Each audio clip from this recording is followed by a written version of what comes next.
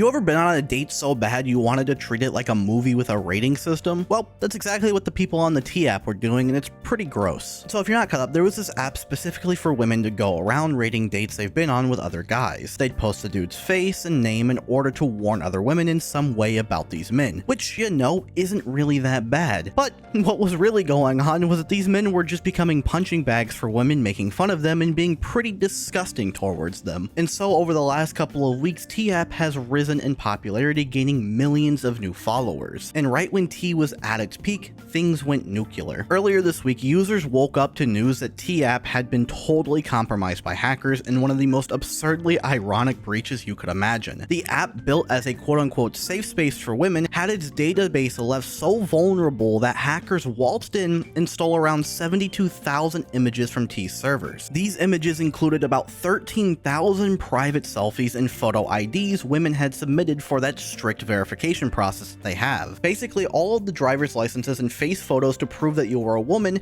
that T swore were kept super secure were just now out in the wild. The rest of what the hackers got, roughly about 60,000 pictures, were things like the photos women were posting of the men in the app, plus content from the comments and DMs and so on and so forth. So not only did the breach expose the women's users' identities, it also exposed a bunch of the very men who were being reviewed on the app. The company did end up confirming the breach on July 25th in a public statement. They admitted that a quote-unquote legacy data storage system from before February 2024 had been accessed without authorization. That means that the app had an old database lying around that should have been sealed up or just deleted, but instead was left as a sitting duck with tons of sensitive data. T's team did stress that only users who signed up before February 2024 were affected, and assured that no one's phone numbers, emails, or passwords were leaked, which, you know, doesn't really matter since their faces and IDs were a part of the leak. So now, because of the leak, the internet has done what they always do and have been non-stop clowning on the women that use this app, posting their faces online to belittle them, and even made interactive maps to showcase the areas where the women who were using the app had lived. Honestly, pretty fucked up situation all around, because some of these women were probably trying to use the app as intended to stay safe from some horrible men, while others were just using it to be shitty people and rate their dates, which feels weird to say. Either way, the company shouldn't have just left data like that unsecured, especially knowing that their app was catching heat in recent time, but hey, what can you do? Anyway, that's all I really wanted to say. Let me know how you feel in the comments, and I'll catch you in the next video.